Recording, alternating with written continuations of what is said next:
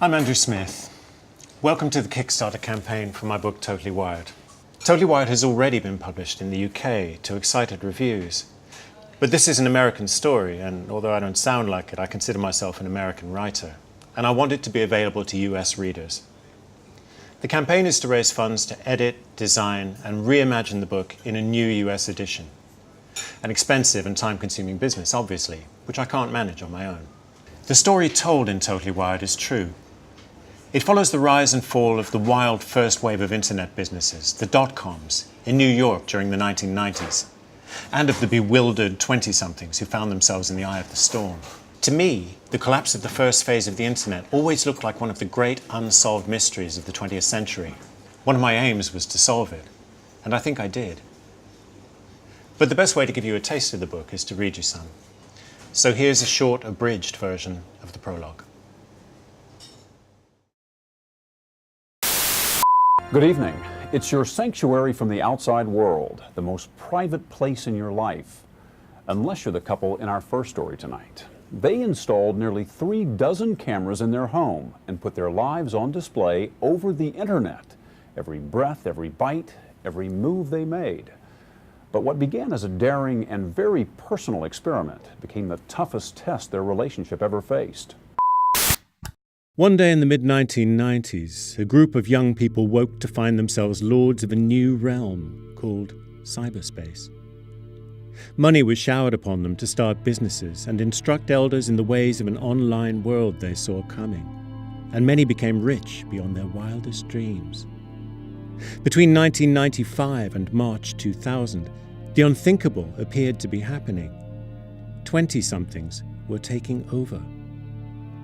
But no, 3 months into the new millennium, and with pundits claiming the technology boom could roll on forever, investors, as if waking together from a trance, looked down and panicked, and in one of the most spectacular financial crashes ever seen, fled the dot-coms, until by the end of the year the entire sector had simply vanished, taking the bulk of Web 1.0 with it.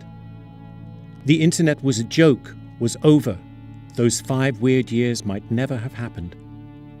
As someone with no financial expertise, I'd watched all this happen with a mixture of bewilderment and disbelief, a sense that none of the received explanations convinced. Had the dot-com boom been a con trick or a premillennial delusion? As many times as I returned to it, the official story of events failed to add up. Increasingly, my attention was drawn to the activities of one man. Joshua Harris had been one of the first, if not the first, internet moguls in New York. An early online evangelist, he'd founded a successful net research company in the mid-1980s, then ditched it in 1994 for a flamboyant web media and TV portal called Pseudo.com, based in an imposing former warehouse at 600 Broadway, on the edge of Soho. Almost immediately, Pseudo became the social and creative hub of a downtown district known as Silicon Alley, where web businesses were beginning to gather. The media called him the Warhol of the web, as bacchanalian parties and art events drew revelers from all corners of the city and were reported across the world. By decade's end, Pseudo employed 300 people and was regarded as the leader in his field. But in a mystifying twist, Harris's view of the online drift appeared to have darkened. Despite having been one of the earliest apostles of a networked society, he turned his attention to a series of extravagant and increasingly dangerous-looking social experiments, seemingly designed to explore his vision of an always-on, totally wired future. New York thrummed with extravagant parties and events in the final years of the 20th century, but Harris's were different. In December 1999, he enticed almost 100 people into a disused warehouse on Lower Broadway for a month-long happening called Quiet, during which they were fed all the food, drink, drugs, and skewed entertainment they could want. A scratch community streamed live to the world in an atmosphere of permanent night, prodded and pushed until personalities frayed, and the event was shut down on New Year's Day by the Federal Emergency Management Agency, who imagined Harris to be running a suicide cult. Later, the net mogul wired the entirety of his Broadway loft with webcams and microphones and announced that he and his girlfriend Tanya Corinne would live online for 100 days in a project called We Live in Public. Before the time was up, however, The couple split in acrimony, and web watchers saw Harris lose the bulk of his fortune to the crash and then shatter like a pane of glass and disappear. Friends and former colleagues likened him to Colonel Kurtz, the star officer who melts upstream and goes rogue in Francis Ford Coppola's adapted film masterpiece, Apocalypse Now. How and why did a rich, successful businessman go so luridly AWOL? And how was his trip related to the fate of the Dotcoms he spearheaded, and to the data-driven world we're still in the early stages of making? I went looking for him, but nobody seemed to know where he was.